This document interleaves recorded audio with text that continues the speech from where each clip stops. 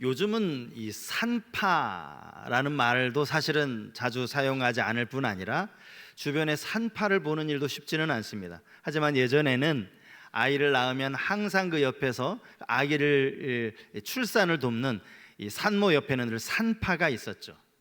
여러분, 산파술이라는 말을 혹시 들어보셨습니까? 이것이 산파가 가진 지식이나 기술, 이것을 의미하는 말이기도 하지만 고대 그리스의 철학자 소크라테스가 자신의 대화법을 산파술이라고 이렇게 이름을 지었어요. 산파술이 뭐냐? 교사가 학생을 가르칠 때 그냥 주입식으로 가르치는 것이 아니라 학생들에게 질문을 던지는 겁니다. 그래서 그 질문을 가지고 대답을 찾아가는 그 과정을 통해서 학생들 스스로 답을 찾아가도록 만드는 방식, 이게 산파술이라고 하는 것이죠. 그러니까 산파가 산모가 아기 낳는 것을 옆에 도와주는 것과 똑같이 교사가 학생 스스로 진리를 발견하도록 돕는다. 그래서 소크라테스가 자신의 그 대화법을 산파술이다라고 이야기한 겁니다. 이와 비슷한 교수법 중에요, 하브루타라고 있습니다. 하브루타 들어보셨습니까? 아마 교육에 관심 있는 분들은 낯선 용어는 아닐 텐데, 이 하브루타도 이건 유대인들이 전통적으로 자녀들을 가르치는 그 방식 중에, 교육 방식 중에 하나인데요, 두 명이 짝을 지어서 혹은 세 명이 짝을 지어서 서로 질문을 주고받게 하는 거예요. 질문을 하고 질문에 답하고 또 질문을 하고, 이러면서 답을 찾아가도록 만드는 학습 방식, 이게 하브루타입니다. 한때 하브루타 교육법이 아마 우리나라에도 좀 유행을 했던 것으로 알고 있어요. 하브루타가 히브리어로 짝, 동료 이런 뜻이거든요. 서로 짝을 이룬다, 동료가 된다, 이런 뜻이죠. 여러분, 복음서를 읽어가다 보면 이 복음서 안에 예수님께서 사람들에게 혹은 제자들에게 질문을 던지시는 게 상당히 많다라는 것 혹시 알고 계십니까? 물론 사람들도 예수님을 찾아와서 궁금한 걸 묻기도 하고 또 예수님을 시험하려고 아주 나쁜 의도로 묻는 경우도 있었지만, 그보다 훨씬 더 많은 경우는요, 예수님이 무리들에게 질문을 던지시는 그런 내용이 훨씬 더 많습니다.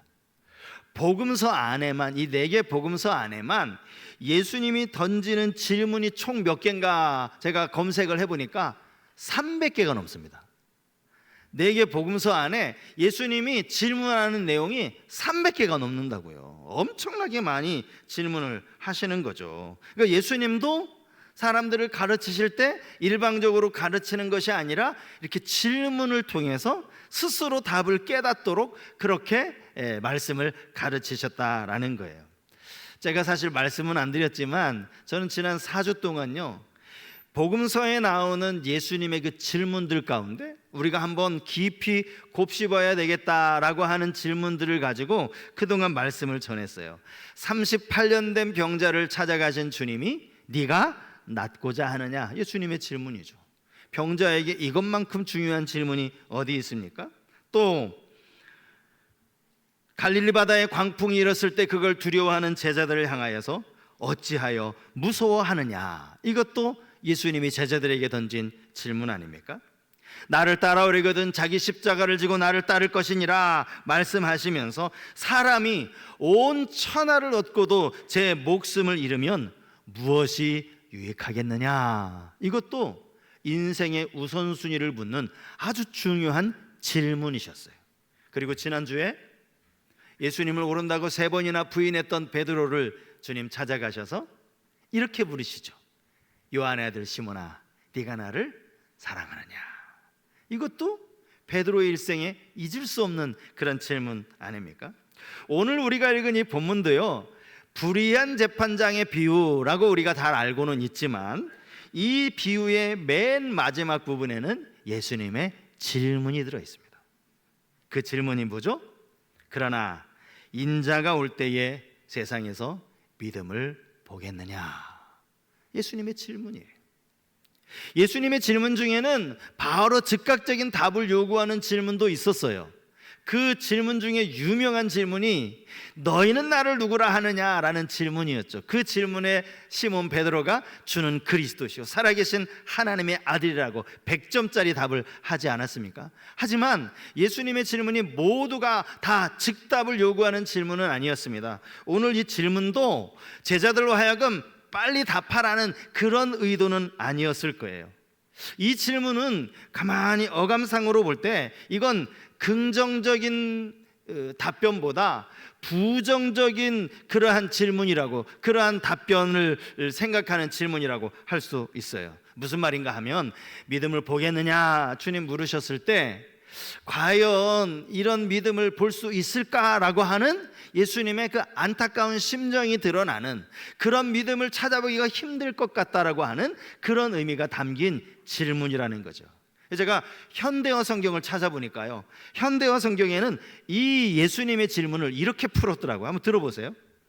인자가 다시 돌아올 때에 믿음을 가지고 있는 사람을 과연 몇 명이나 찾을 수 있을지 걱정이구나. 여긴 질문도 아니에요.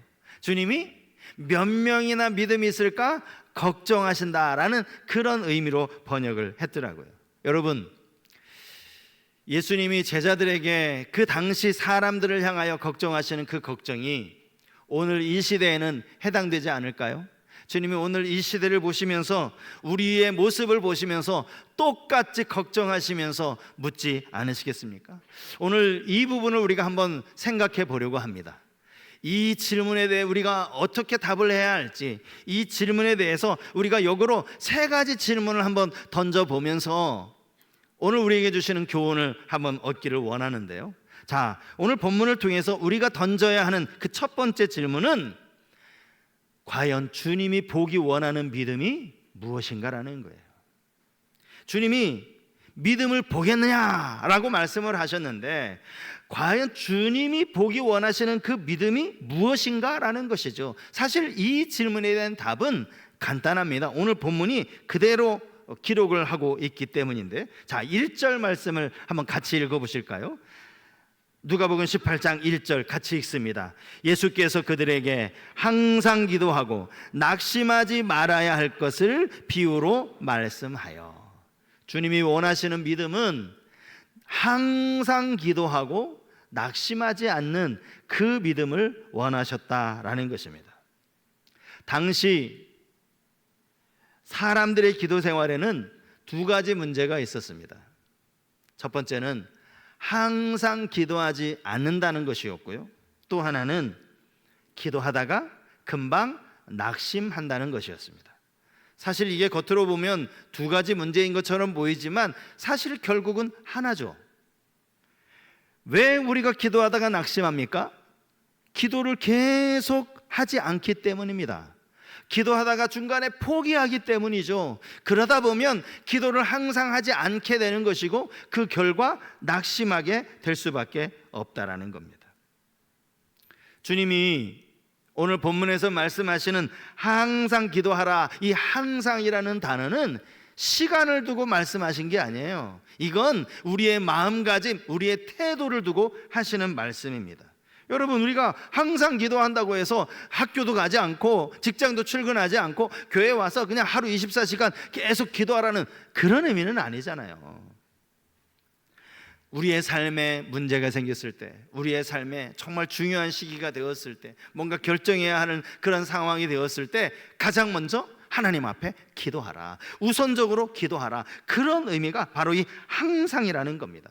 데살로니가전서에 나오는 말씀, 쉬지 말고 기도하라는 말씀도 마찬가지죠. 여러분, 어떻게 우리가 쉬지 않고 기도할 수 있습니까? 이 말씀의 의미도 우리의 삶에 어떤 상황에 처하든지 기도를 가장 우선순위로 두라, 그런 의미의 말씀입니다.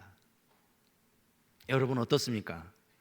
삶에 무슨 문제가 생기고 또 결정해야 될 상황이 있을 때 가장 먼저 기도하시나요? 이게 우리가 안에 잘 이루어지지 않는다라는 거예요.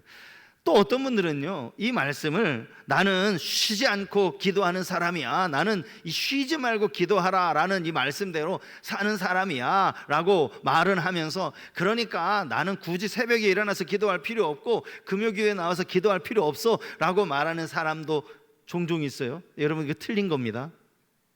항상 기도하는 분은요, 교회가 정한 공적인 예배 시간, 공적인 기도의 시간에 오히려 더 적극적으로 나와야죠. 그게 항상 기도하는 사람이죠. 어떻게 항상 기도하니까 나는 그런 공예배 시간 굳이 참석 안 해도 난 늘 집에서 기도하고 늘 24시간 기도한다라고 말할 수 있겠어요? 우리는 늘 기도하되 낙심하지 말고 기도해야 합니다. 낙심하지 말라는 건 우리 안에 희망을 잃지 말라는 그런 뜻도 되겠죠. 사실 여러분, 기도하지 않는 것도 문제지만 기도하다가 낙심하는 건 어떤 면에서는 더 큰 문제입니다. 왜 우리가 낙심하지 말고 기도해야 합니까? 우리 안에 낙심할 일이 찾아왔을 때 그걸 하나님께 맡기는 게 기도이기 때문입니다. 우리의 염려를 하나님께 맡기는 게 기도예요. 그래서 너희 염려를 다 주께 맡기라고 성경이 말씀하고 있지 않습니까? 염려하지 말고 그 염려할 일을 주님 앞에 다 맡겨버리는 거, 이게 기도라고요. 그런데 우리가 기도하지 않으니 그 염려를 그대로 끌어안는 거죠. 그러니 염려하다 보면 당연히 낙심하게 되는 것이죠. 항상 기도하지 않는 여러 가지 이유가 있겠지만 사실 그 가운데는 우리 안에 응답에 대한 확신이 부족한 것이 아닌가 싶습니다. 하나님 앞에 기도하고 이 기도가 빨리 응답되기를 기다리는 거예요. 우리는 하나님이 그 응답을 좀처럼 잘 기다리지 않아요. 그리고 하나님이 안 들어주시는가 보다, 내가 기도해도 소용없는가 보다, 그리고 쉽게 포기하고 낙심한다라는 사실입니다. 근데 여러분, 기도하는 것만큼 중요한 것이요, 기다리는 거예요. 낙심하지 않고 기다리는 거예요. 이건 성경에서 우리가 대표적인 인물을 보면 금방 알 수 있습니다. 우리가 알고 있는 믿음의 조상이라고 하는 이 아브라함이요, 물론 나중에는 정말 귀한 믿음이 우리 모두에게 너무나 귀감이 되었지만 사실 그도요, 처음에는 잘 못 기다리는 사람이었어요. 하나님이 그에게 아들에 대한 약속을 주셨죠. 심지어 하늘에 밖에 나가서 하늘의 별을 쳐다보라 말씀하시면서 네 자손이 이와 같을 것이라, 아예 실물을 보여주시면서 그렇게까지 하나님이 약속하셨어요. 그것도 여러 번 말씀하셨습니다. 그런데 아브라함은 하나님의 약속을 못 기다렸어요. 하나님이 주실 것을 믿고 기도했겠지만 기다리지 못해요. 그래서 결국 그가 자기 아내의 여종 하갈을 집으로 들이죠. 그리고 하갈을 동침하여서 아기를 갖게 됩니다. 그리고 여러분 아시는 것처럼 그렇게 해서 하갈이 임신하고 나서 여러분 아브라함의 집안이요, 정말 완전히 풍비박산이 됩니다. 이 갈등이 이만저만한 갈등이 아니에요. 결국 하갈이 임신한 채로 집을 나가지 않습니까? 이런 어려움을 겪었어요. 감사한 건 그렇게 아브라함이 하나님의 약속을 못 기다렸음에도 불구하고 하나님은 결국 아브라함이 100세 때에 사라의 몸을 통해서 이삭이라고 하는 아들을 주셨다는 사실이죠. 여러분, 이게 너무너무나 분명한 증거예요. 아브라함이 믿지 못하고 기다리지 못하였지만 그럼에도 불구하고 하나님은 당신의 약속을 지키시더라. 비록 25년이라는 시간을 기다려야 했지만 결국에는 당신의 약속을 지키시더라라는 것이죠. 아브라함보다요 더 오랜 시간 기다린 사람이 있습니다. 그가 바로 모세예요. 모세는 자그마치 40년을 기다린 사람 아닙니까? 사도행전에 보면 이 스데반 집사님이 이제 설교하는 그 내용이 아주 길게 기록되어져 있는데, 이게 사도행전 7장에 기록된 말씀입니다. 자, 사도행전 7장 23절 말씀을 먼저 보시면 여기 이렇게 기록이 되어져 있어요. 지금 모세 이야기를 하고 있는 거예요. 나이가 40이 되매 그 형제 이스라엘 자손을 돌볼 생각이 나더니, 모세가 40살이 되었습니다. 이때 모세는 어디 있습니까? 이집트 왕궁의 왕자로 있습니다. 뿐만 아니라 성경에 보면 이 모세는 그의 말과 하는 일에 능하였다라고 기록하고 있고, 세상의 모든 지혜를 그가 왕궁에서 자라면서 다 배웠다라고 말씀하고 있어요. 세상의 지혜도 가지고 있죠, 또 능력도 가지고 있죠. 그리고 게다가 그의 나이 40살. 여러분, 우리 옛말에 나이 40이면 뭐라고 얘기합니까? 불혹이라고 얘기합니다. 불혹이라는 뜻이 뭔지 아시죠? 세상의 유혹에 흔들리지 않는다는 거예요. 그러니까 인생을 한 40년 살다 보면 세상의 이런저런 유혹에 흔들리지 않을 그러한 지혜를 갖게 된다. 이게 이 불혹이라는 것 아닙니까? 지금 모세가 불혹의 나이에 가질 수 있는 거 다 가졌어요. 이때가 자기가 동족을 구원할 수 있는 절호의 기회라고 생각을 했습니다. 모세가 얼마나 혈기도 강했는지 몰라요? 그래서 애굽 사람 하나를 죽이지 않습니까? 결국 모세는 실패하죠. 그리고 저 미디안 광야에 가서 자그마치 40년을 보냅니다. 그가 80이 되었을 때 하나님이 그를 찾아가셔요. 자, 제가 말씀드리려고 하는 것은 이 부분인데요. 스데반 집사님의 설교 가운데 또 이 부분 이야기가 나와요. 사도행전 7장 30절에 나옵니다. 자, 30절 말씀 우리 한번 같이 읽어볼까요? 같이 읽습니다. 40년이 참에 천사가 시내산 광야 가시나무 떨기 불꽃 가운데서 그에게 보이거늘. 지금 이 떨기나무 가운데서 모세를 부르시는 그 내용을 지금 설교하고 있는데, 중요한 건 스데반 집사님이 40년이 참해 이렇게 말했다라는 거예요. 40년이 허송세월이 아니라는 거예요. 여러분, 때가 참해라는 말씀이 바울서신에 나오죠. 하나님이 독생자 예수 그리스도를 성육신하실, 이 땅에 보내실 그 때가 참해, 약속대로 예수님이 이 땅에 오셨어요. 그와 똑같은 용어를 쓰고 있는 거죠. 40년이 참해. 여기 참해라는 이 말은 하나님의 시간이 되었다라는 거예요. 이 40년이 그냥 목동으로 저 미디안 광야에서 40년 동안이나 그냥 썩어서 낭비하는 시간이 아니라 그 시간이 40년 하나님이 기다리시는 시간. 그래서 40년이 참해라고 말씀하고 있다라는 거죠. 우리가 기도하는 가운데서도요, 기다려야 할 하나님이 계획하시는 그 시간이 있을 수 있어요. 그 시간이 차기까지는요, 어쩔 수 없어요. 기다려야 돼요. 하나님의 시간이 차야만 그것이 응답이 된다고요. 우리가 중간에 낙심하면 결국 그 기도를 더 이상 하지 않게 된다라는 것이죠.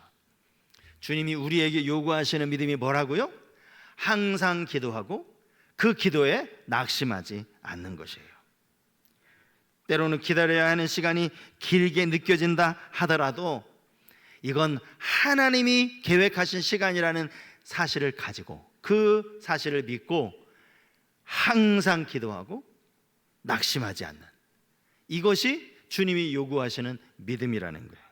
그러면 이제 두 번째 질문을 여기서 할 수 있겠죠. 과연 주님이 원하시는 믿음이 뭔지는 알겠는데, 그 믿음을 우리가 어떻게 갖느냐는 거, 어떻게 예수님이 원하시는 그 믿음 어떻게 가질 수 있습니까? 라는 이 질문에 대한 답도 오늘 성경에 나옵니다. 그 답을 한마디로 이렇게 정의할 수 있어요. 하나님을 알고 나를 알면 가능하다. 하나님이 누구신지를 알고 내가 누군지를 알면 그 믿음 가질 수 있다라는 것이죠. 자, 오늘 본문이요, 우리가 알고 있는 이 불의한 재판장의 비유인데요, 사실은 본문의 이 비유에서 중요한 사람은 그 재판장이 아닙니다. 그렇죠, 여러분? 재판장 이야기를 하시려는 게 아니에요. 지금 주님의 비유 가운데 등장하는 한 사람, 그분은 불의한 재판장이 아니라 하나님이세요. 하나님. 자, 7절 말씀을 보시겠어요? 본문 7절 말씀입니다.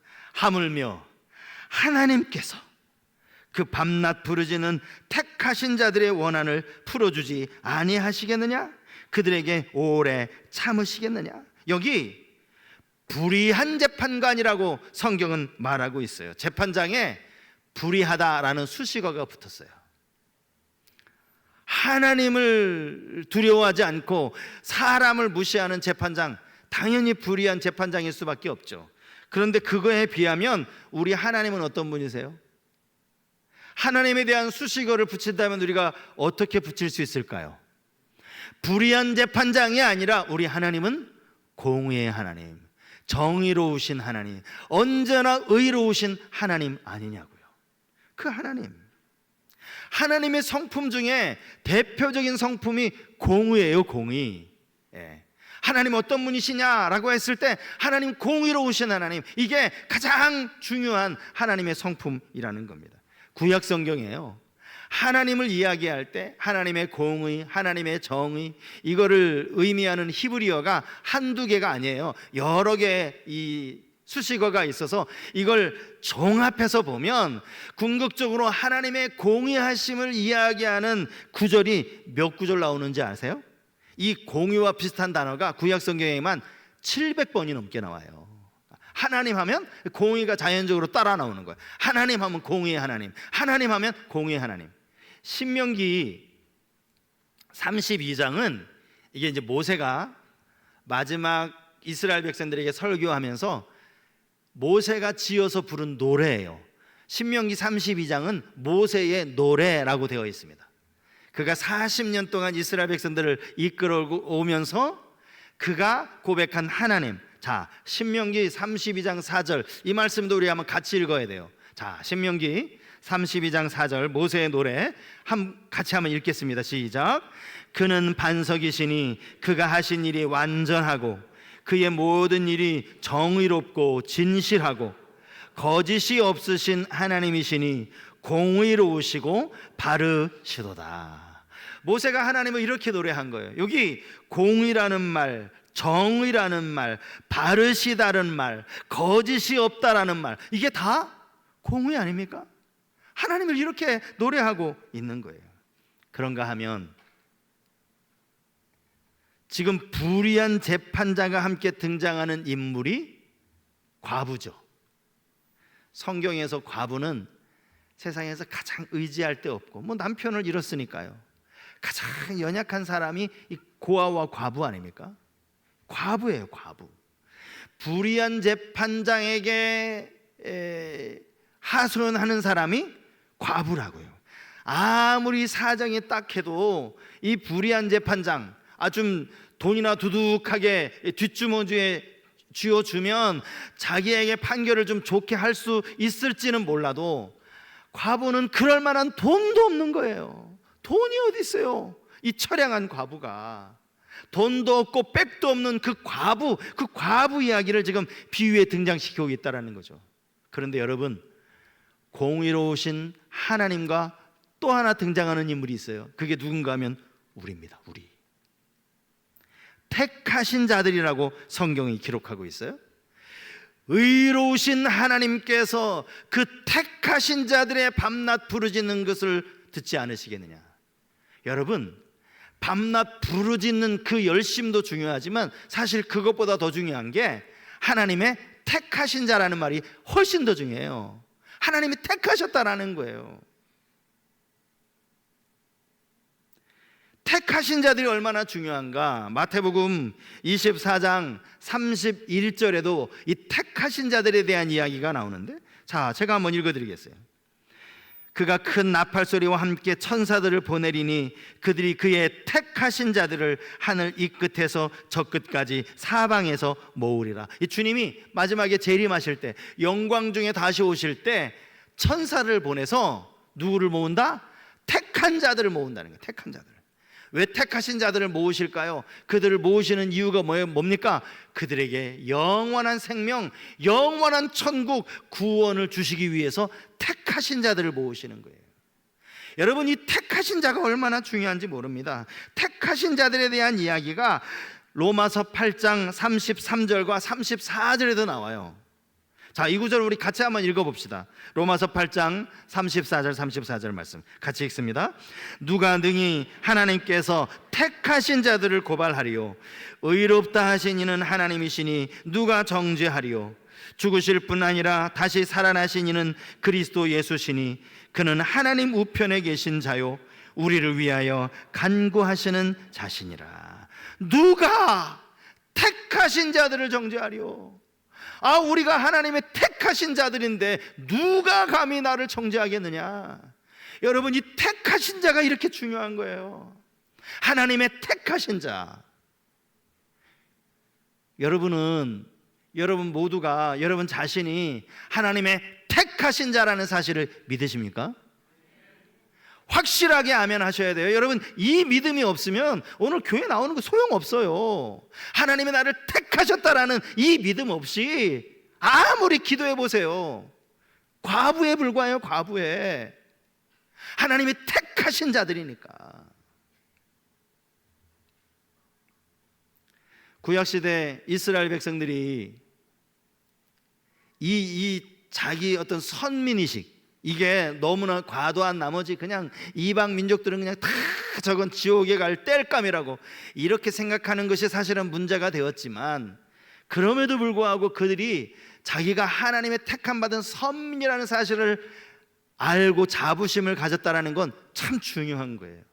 오늘 이 시대를 살아가면서 내가 하나님의 택하신 자녀라는 사실을 아는 것, 그만큼 중요한 겁니다.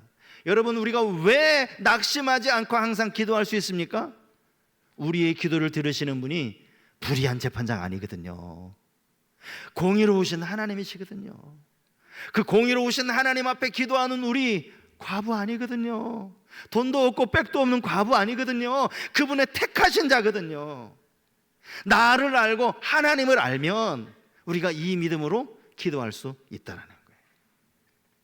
그래서 마지막 이제 결론이에요. 세 번째 던져야 할 질문. 그러면 믿음을 보겠느냐라는 이 주님의 질문에 우리가 뭐라고 답할까요? 인자가 올 때 세상에서 믿음을 보겠느냐, 이 질문을 주님이 오늘 우리에게 하세요. 여러분 뭐라고 답하시겠어요?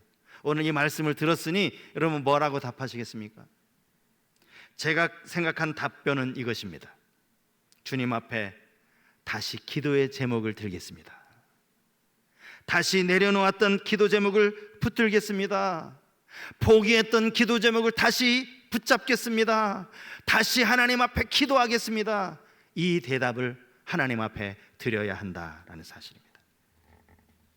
사실 예수님의 이 마지막 질문은요, 가만히 그 당시에 예수님의 심정을 생각해 보면 예수님이 지금 너무너무나 안타까워하고 계시는 그 마음으로 하신 말씀이에요.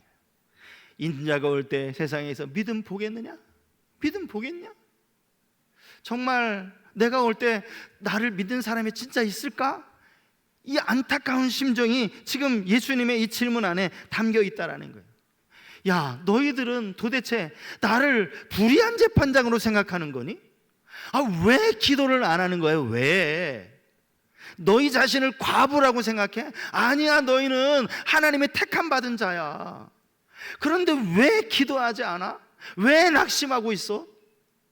이 질문 앞에 우리는 제가 다시 하나님 앞에 기도의 자리에 나아가겠습니다. 다시 내려놓았던 기도 제목을 붙들겠습니다. 이렇게 대답해야 한다는 겁니다.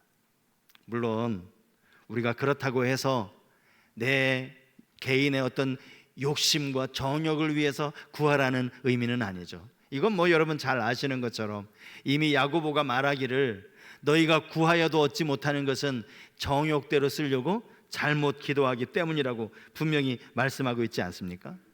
분명히 하나님의 뜻을 위한 기도, 하나님이 기뻐하시는 뜻을 위하여 우리가 기도한 제목이 맞다면, 응답이 안 된다고, 지금 내가 몇 년째 기도하고 있는데, 여러분 40년 동안 기도하신 분 혹시 계세요?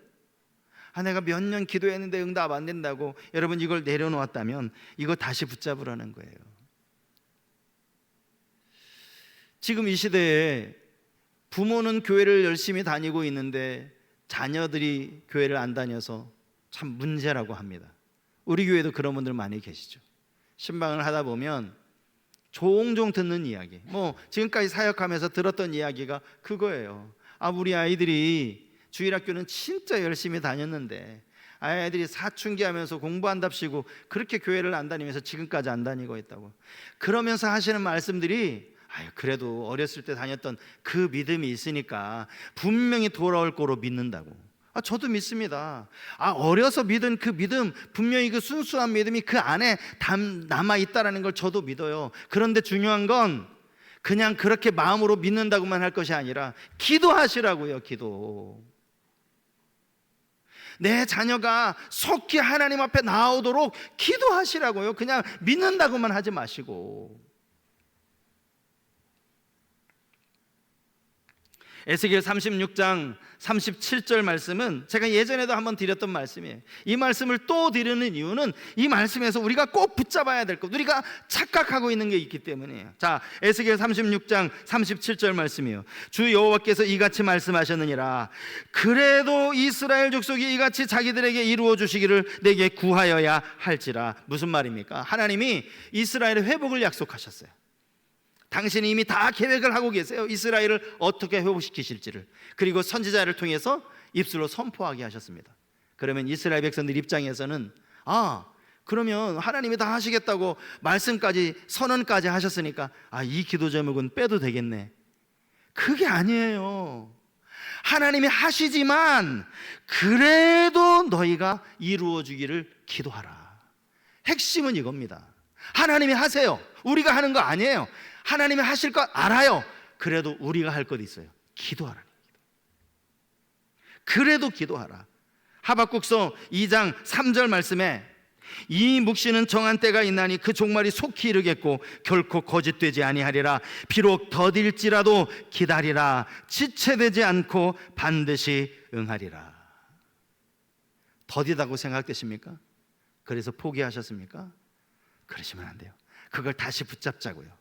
오늘 이 시간 말씀을 통해 내가 내려놓았던 그 기도 제목, 이건 분명히 내 전역을 위한 기도 제목은 아니에요. 하나님 기뻐하시는 기도 제목이에요. 사랑하는 가족을 위해서, 자녀를 위한 기도 제목이에요. 다시 붙잡자고요. 하나님 앞에 다시 기도하자고요. 기도하지 않으면, 교회가 기도하지 않으면 교회는 영적으로 무기력해질 수밖에 없습니다. 성도도 마찬가지죠. 성도가 기도하지 않잖아요. 그러면 영적인 힘을 다 잃어버릴 수밖에 없어요. 여러분, 갈수록 세상은 얼마나 악해지는지 몰라요. 세상의 유혹이 여러분 시간이 지날수록 훨씬 더 우리에게 위협적으로 다가오는 거 여러분 다 느끼시잖아요. 물질의 유혹, 또 요즘 이런 어떤 이 육신의 정욕의 유혹 얼마나 많습니까? 그런데 성도들은 기도를 더 안 해. 예전보다 기도하는 숫자가 더 줄어들었어. 어쩌자는 거예요, 어쩌자고.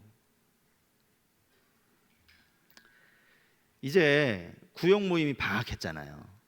8월 한 달 동안은 구역 모임도 없습니다. 여러분 어떻게 하실 거예요? 그래도 구역 모임을 모이면 구역 식구들끼리 서로 큐티도 나누고 또 같이 서로 합심해서 기도하는 시간도 가졌잖아요.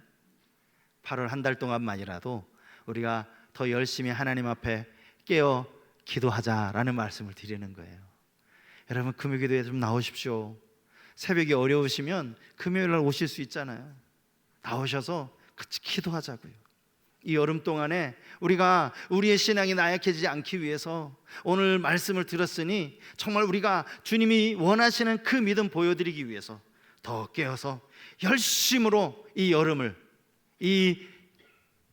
이번 주 시작되는 이 8월 한 달 동안을 더 열심히 하나님 앞에 항상 기도하고 낙심하지 않고 기도하는 우리 귀한 성도님들 다 되실 수 있기를 주님의 이름으로 축복합니다.